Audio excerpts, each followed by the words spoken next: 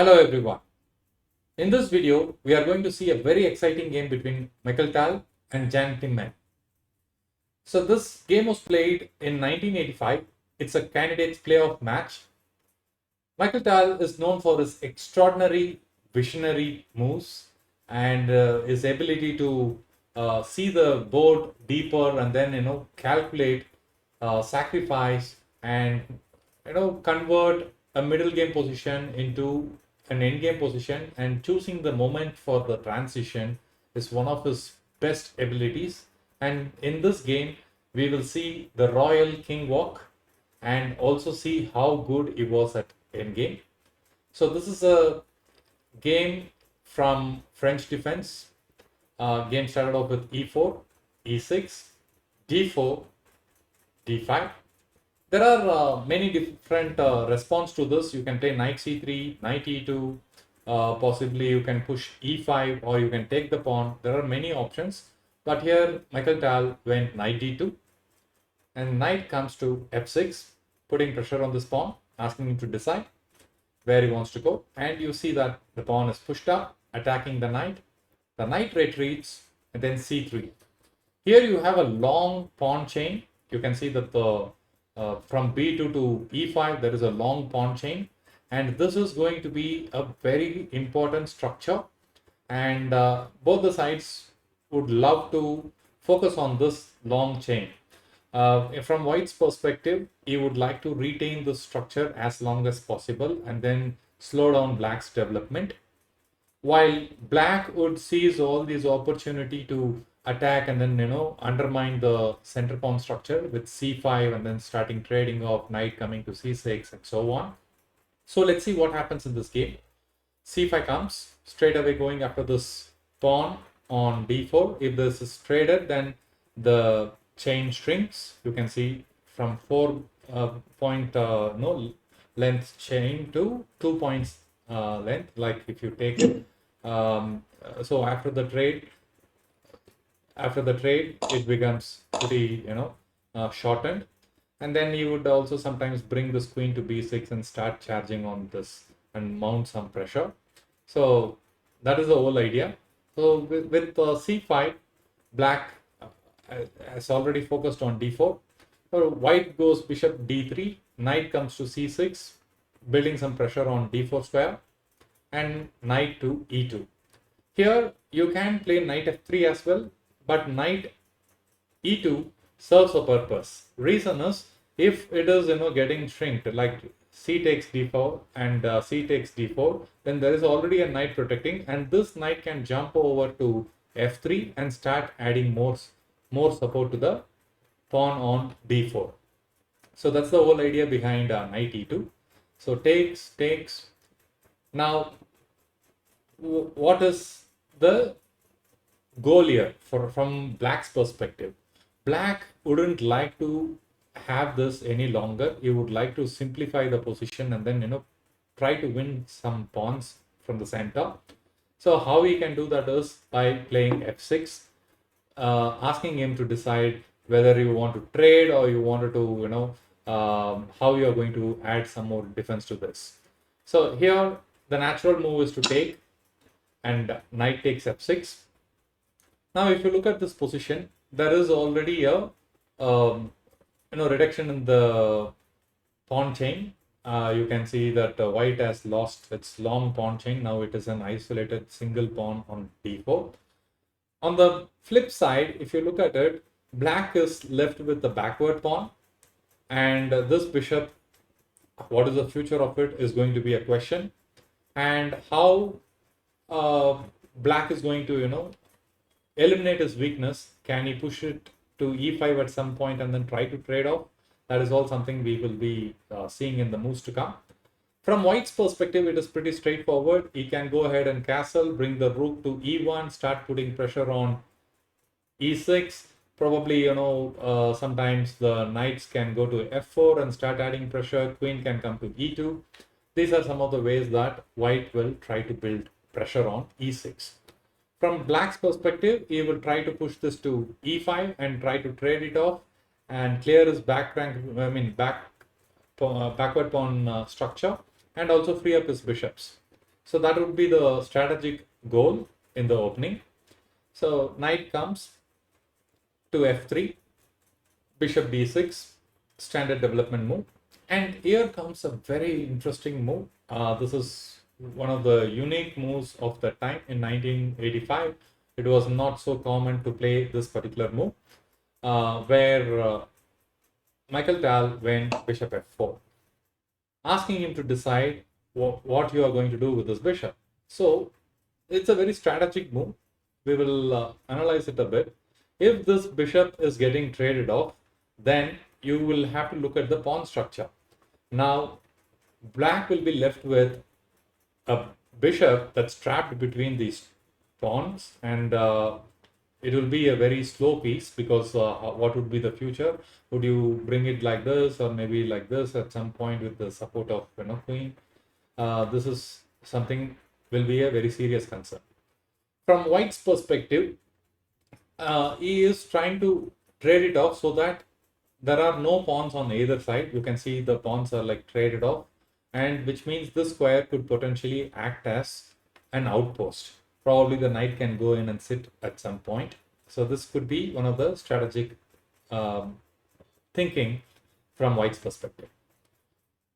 So bishop is traded, now knight comes in, and here black for some reason thought that, okay, I can give a check, and if he chooses to come forward, then I can trade off, and then he loses castling. If he moves this side, then this rook is going to have a lot of trouble in terms of its development. So how is white going to respond? White went and offered an exchange. Now, from this moment on, you can see the brilliance of Mikhail Tal. He is looking for something far more deeper than what it looks like. So there is a trade-off, there is an exchange happening. Queen takes queen, king takes, and castles. Now, how should white continue this? White's plan is pretty straightforward. He is going to build pressure on e6. And how he can do that? Just get this rook to the active file, rook e1, adding more pressure. Now, it looks like there is some sort of, tactical possibilities for black. And knight comes to e4, giving a check. So for now, it looks like, okay, there is a check. In case if he trades, he is going to capture it like this, and the piece has to move. And suddenly the rook is attacking, and the knight is also attacking, and he is losing this pawn. So is it a blunder? Think for a moment and see, why did Mikhail Tal allow this?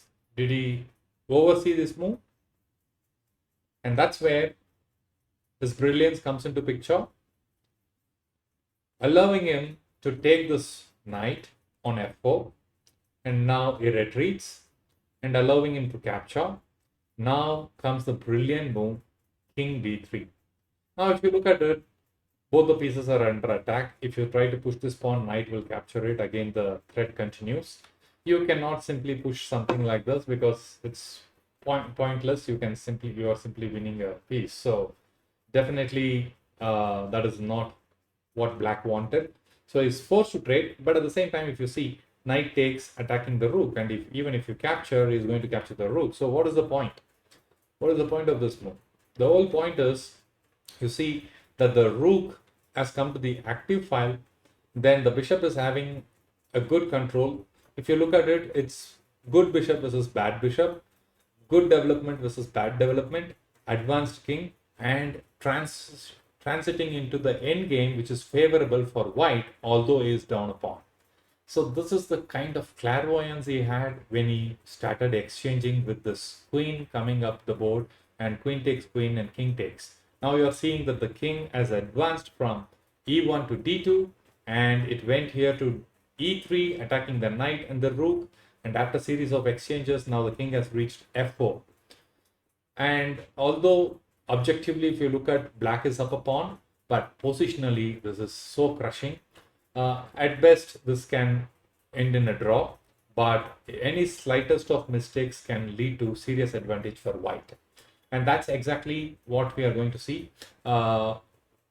black is trying to activate his bishop. Probably at some point he might come here or probably play a6 and then offer exchange, something like that, and find some sort of activity for his rook over this file, or probably come to c file and challenge, or probably he might even go here and support it. Maybe king comes to f7. These are some of the options. Now if you see, the king advanced to e5, putting in some more pressure. So what is the point of this move? He is planning to go here and attack the bishop. Now if the bishop goes back, then the rook is not going to get developed, and you cannot defend the bishop like this because the king would walk further up and attack, and black will lose a piece. So he is forced to make some sort of decision here. Probably the best thing to do here would be to give up the pawn, probably the c6 pawn, by going here and then offering an exchange. You might wonder what happens if the king comes to defense. Now still the same move continues. King goes to e6, putting attack on bishop and asking bishop to choose its path. And eventually, in all the variations, it's going to lose this pawn. First of all, you cannot even come to king f7 because f7, h7 is hanging from the bishop. So there are a lot of preparatory moves. If you want to really free up your king, you will have to play probably g6 or h6 and then free up, and there is no time for that. So a6, preparing to exchange of the bishop, and then once he gets the open file, yes, it's going to be a double pawn, but the rook gets some sort of activity. So that is, from black's perspective, is thinking that this is his best way to put up a fight. And there comes king e6, king d6. So this is the king walk which we have talked about. Look at the kind of depth in his calculations. It's not about the positional understanding of good squares and then trying to see which is a good piece, bad piece, but also to have the right set of assessment and judgment to see when we should transit the game from middle game to end game. That is the beauty of this position. You can see the beautiful walk from the king all the way up to e6. So d6, still continuing to attack. So the king is used as a strong attacking piece in this game, capitalizing on the dark square weakness and poor development and lack of activity and coordination between the pieces from black's camp. So having said that, bishop b5 comes in, trades. Now if you look at it with a pawn structure, 2 pawn, 3 pawn. So there are 2 islands of pawns, and here you have double pawns, backward pawn, and under attack, and there is another island. So 3 islands and then too many weaknesses on the board. So let's see how this game quickly favored black. So rook takes pawn.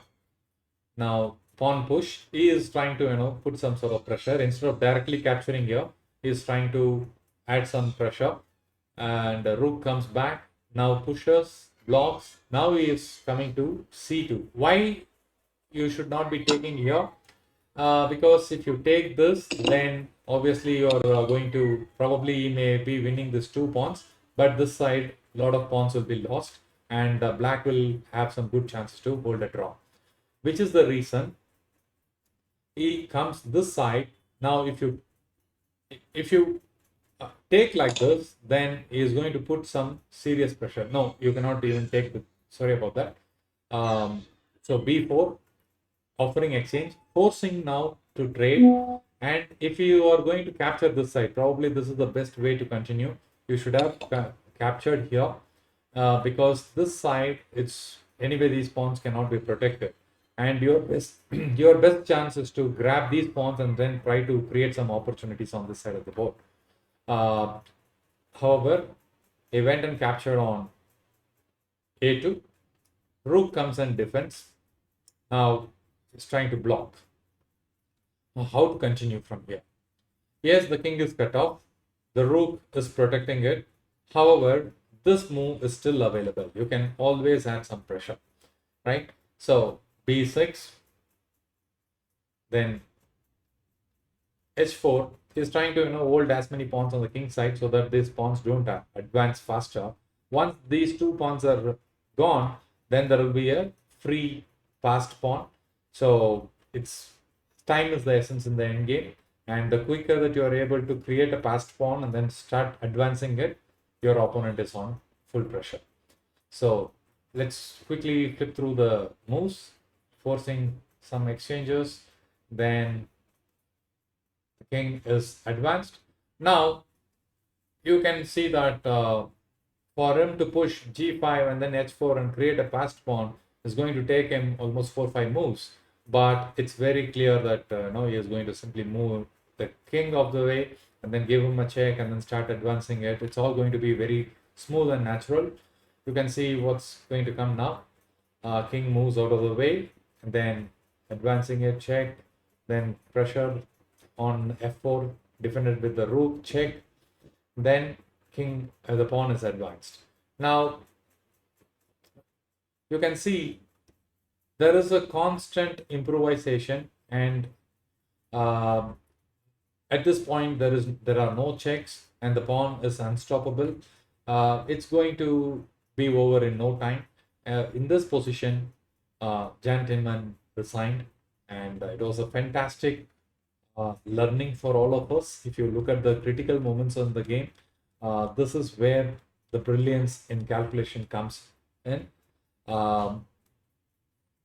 Just offering this exchange was one of the brilliant ideas, because there is a dark square weakness, and the bishop, it's a bad bishop versus good bishop, and this rook never got into the game. And you can also see that the very tempting queen a5 was dealt with this exchange, and advancing it, the decision to not castle and then improve the king's position, straight away converting it into a middle game based position with active pieces, building some small advantages over time. Now white's move were quite natural, normal, and it's flowing, free flowing. But black has to struggle hard to find the right moves. And once the opportunity was presented, he simply advanced his pieces with small tactics, then positional advantages, improvisation of the king, and then using the king as a very strong attacker, capturing all the dark squares and gaining that momentum, getting into the territory, finding that winning advantage, and closing it. So, very inspirational game. This is the Immortal Walk by Mikhail Tal. I hope this video was pretty useful. Please do like and subscribe. See you all in the next video. Thanks.